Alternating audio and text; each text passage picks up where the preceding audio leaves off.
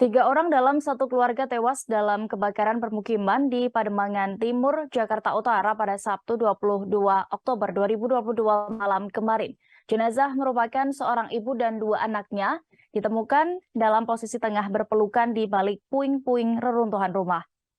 Ketiga korban ialah ibu bernama Ari Sulastini, 28 tahun, dan dua buah hatinya berinisial ANZ, 6 tahun, dan AF, 11 tahun. Jenazah ketiganya ditemukan berdekatan dengan posisi Fahrizal yang sedang memeluk sang adik.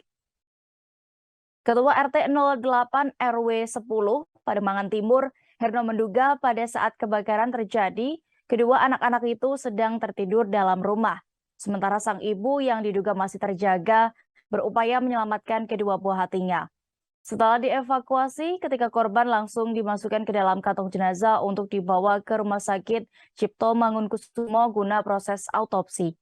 Sementara itu, suami dari Ari Sulastini selamat lantaran pada saat kejadian sedang berada di luar rumah. Suami sekaligus ayah dari para korban ikut dalam perjalanan jenazah ke rumah sakit dan tak kuasa menahan tangisnya. Di sisi lain, Herno mengatakan dari total belasan rumah yang terdampak, 8 hangus terbakar. Sementara itu, Camat Pademangan Didit Mulyadi mengatakan total ada sekira 110 jiwa yang terdampak dan kehilangan tempat tinggal akibat insiden kebakaran ini. Mereka untuk sementara akan diungsikan ke tempat penampungan terdekat dari lokasi kejadian.